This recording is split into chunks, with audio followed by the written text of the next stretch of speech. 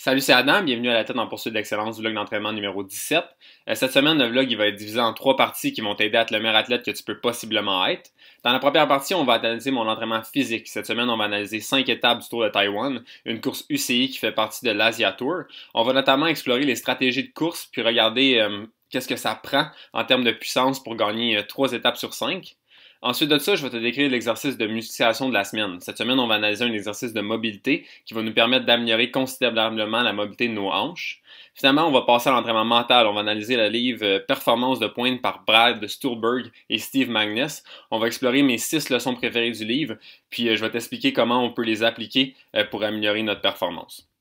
Donc, juste avant de commencer, si tu veux amener ton niveau de performance sur le niveau au prochain niveau, en perfectionnant ton entraînement, ta musculation, ta nutrition et ta récupération, il me reste quelques places en coaching privé. Tu peux m'écrire par email si ça t'intéresse. Tous les détails sont sur mon Patreon. Ou si tu aimes le contenu, n'hésite pas à partager avec un autre athlète, à liker, à t'abonner. Ça fait toujours plaisir de voir que tu apprécies le contenu. Donc, on commence ça tout de suite. Donc, pour l'entraînement physique, cette semaine, on va analyser les 5 étapes du Tour de Taïwan, une course UCI 2.1 qui fait partie de l'Asia Tour. Donc, dans l'ensemble, la course, ça a vraiment été une expérience incroyable. Pas mal toutes les étapes étaient des étapes de sprint, donc j'ai eu la chance de vraiment m'améliorer en tant que coéquipier. Au début de la course, nos deux objectifs principaux, c'était d'avoir Eric gagner les sprints finales, puis d'avoir nos deux autres sprinteurs, George et Sam, qui peuvent également grimper bien, tenter leur chance au classement général. Avec le profil de la course, on savait que le GC il allait être gagné par les secondes de bonification.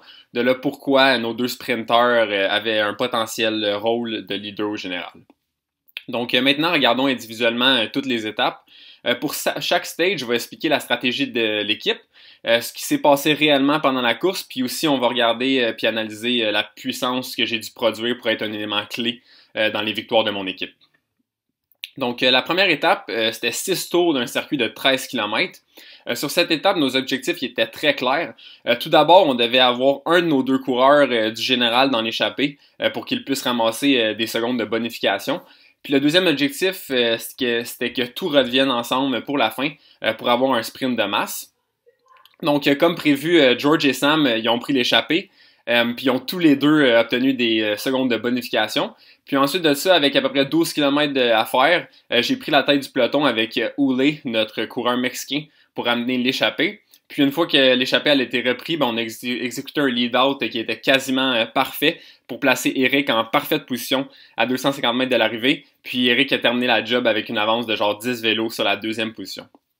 En termes de données de puissance, je pense que c'est vraiment assez intéressant de regarder les 15 dernières minutes de la course à partir de quand moi et Oulé, on a pris le devant du peloton pour commencer le lead-out.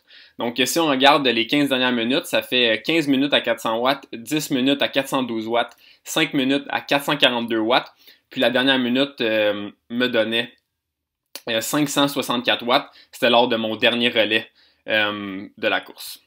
Donc la deuxième étape, c'était une course de 122 km avec la dernière heure qui était vraiment challengeante.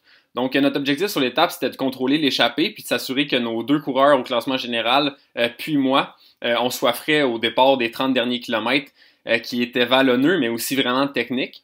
Donc, mon travail pour les 30 derniers kilomètres, c'était vraiment de m'assurer que tout le peloton il reste ensemble jusqu'à l'évrée. Donc, de rouler près de l'avant puis de ramener chaque attaque qui comptait plus que 7 coureurs. Donc, notre but, c'était vraiment que ça finisse au sprint. Donc, au final, Sam, il s'est fait dropper dans la dernière bosse, donc on a perdu un gars au GC. Mais à la fin, notre autre coureur, George, notre autre coureur du classement général, il a remporté le sprint du peloton à 4 secondes des 3 premiers coureurs qui ont fait le move gagnant à 5 km de l'arrivée. Donc ici, en termes de données de puissance, si on regarde les 45 dernières minutes de la course, j'ai fait 332 watts average, puis 397 watts normalisés. Puis sur le dernier relais que j'ai joiné à George à environ 400 mètres de l'arrivée pour le placer parfaitement pour son sprint final, j'ai fait 585 watts pour 1 minute.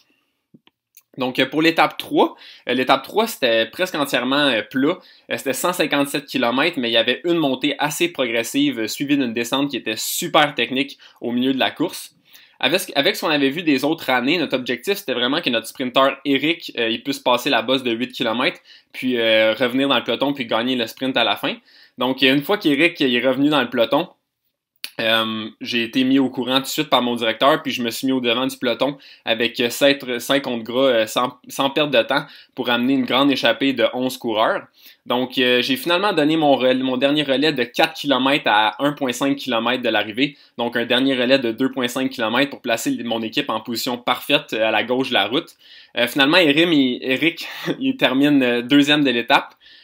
Concernant l'analyse de puissance, du moment où j'ai pris le devant de la course jusqu'à mon dernier relais, j'ai fait un peu moins de 2 heures à 304 watts, 340 watts normalisé. Donc un vraiment gros 2 heures. L'échappée, comme j'ai dit, était de 11 coureurs, donc une échappée très forte et très dure à ramener en fin de course comme ça, donc il a fallu rouler vraiment fort. La quatrième étape, c'était 180 km complètement plat.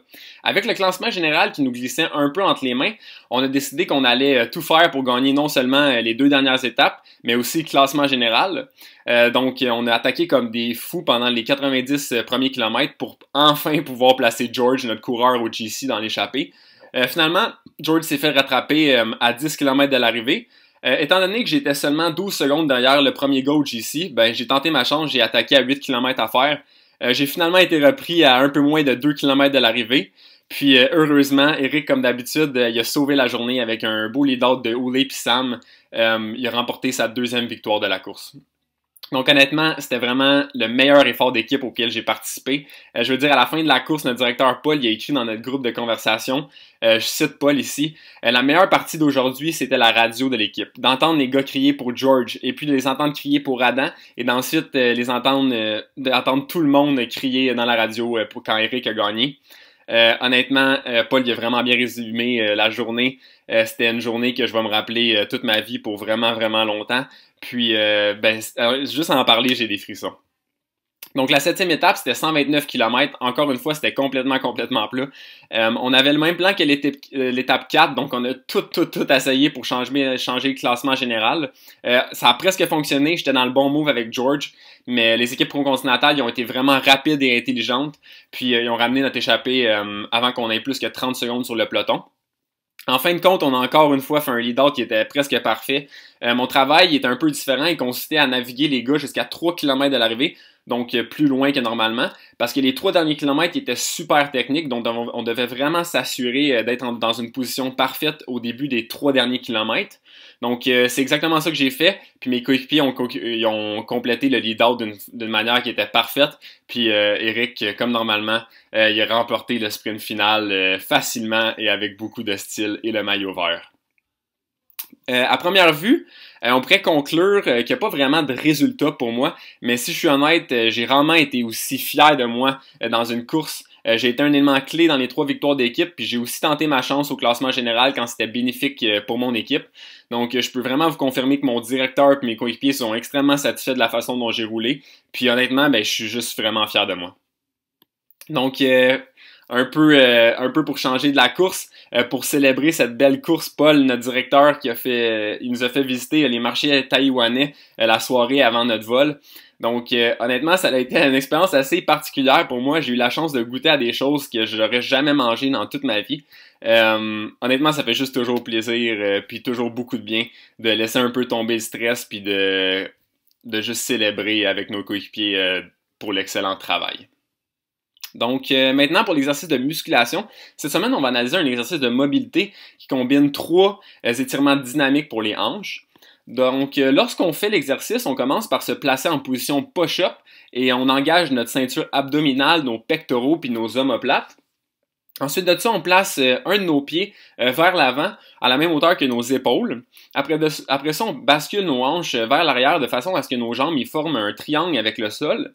Puis une fois que la position de fente est reprise, on ouvre vers le haut du côté de la jambe en flexion, puis on devrait sentir vraiment un étirement dans la fesse de la jambe en flexion, puis un étirement aussi dans le psoas de la jambe opposée. Donc une fois qu'on a fait le mouvement 5 fois d'un côté, on change de côté puis on répète l'exercice. C'est vraiment un exercice qui est parfait pour s'assurer de garder une bonne mobilité dans les hanches, un élément qui est super essentiel pour les cyclistes qui ont la majorité du temps une mobilité qui est vraiment réduite au niveau des hanches puis du bassin. Donc je vous le propose fortement. Puis c'est un exercice qu'on peut faire n'importe où, n'importe quand. C'est vraiment un exercice facile qui prend pas beaucoup de temps. Donc maintenant, pour l'entraînement mental, cette semaine, on va analyser le livre Performance de pointe par Brad Stulberg et Steve Magness. On va explorer mes 6 préférées idées du livre, puis je vais t'expliquer comment on peut les appliquer pour améliorer notre performance. Donc la première idée du livre, c'est de se rappeler que la majorité du succès, elle vient simplement de s'être mis à la tâche. Donc il n'est pas nécessaire d'être constamment à notre meilleur, on doit simplement être le meilleur à être constant. Notre objectif principal devrait être de nous présenter tous les jours prêts à faire le meilleur travail possible qu'on peut faire ce jour-là. La deuxième idée, elle concerne aussi le succès, mais elle consiste à nous rappeler que la réussite durable n'est possible que si le stress de l'entraînement est couplé avec une attention intense à la récupération de qualité. Donc on doit comprendre que le succès, il se produit pas avec un travail acharné, mais le succès, il résulte de l'addition entre un travail intelligent puis une récupération de qualité. Donc, il faut que les deux ils soient couplés ensemble. Personnellement, je me rappelle toujours que la majorité du temps, les athlètes sont en déficit de récupération et non en surentraînement.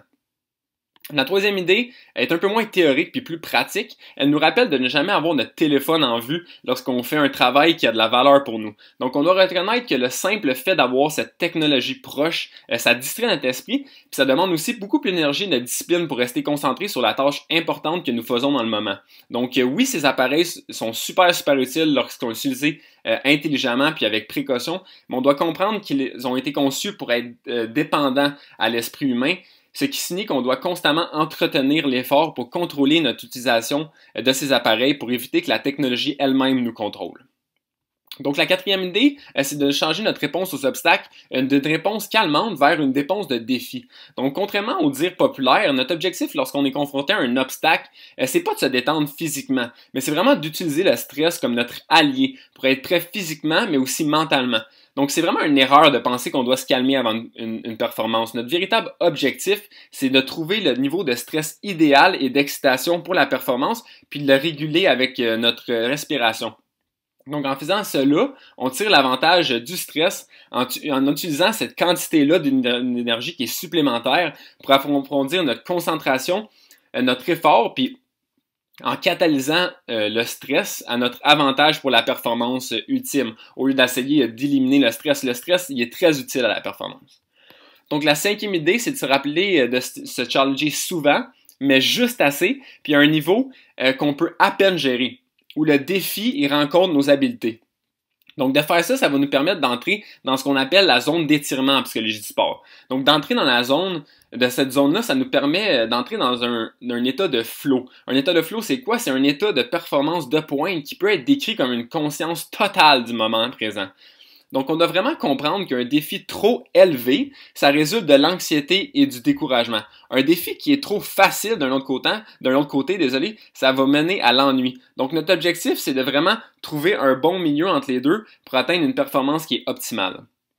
Donc, l'idée finale du livre, c'est de nous rappeler de nous aider aussi à trouver notre objectif de vie. Donc, l'idée est assez simple. C'est un petit rappel de commencer ce projet de trouver notre objectif de vie en faisant quelque chose de génial pour nous-mêmes. Puis d'entretenir la confiance qu'il y a des gens qui partagent les mêmes intérêts que nous. Donc, de juste commencer par travailler sur quelque chose qui nous passionne. Donc, sur ce, créons quelque chose qui manque à notre vie live maintenant.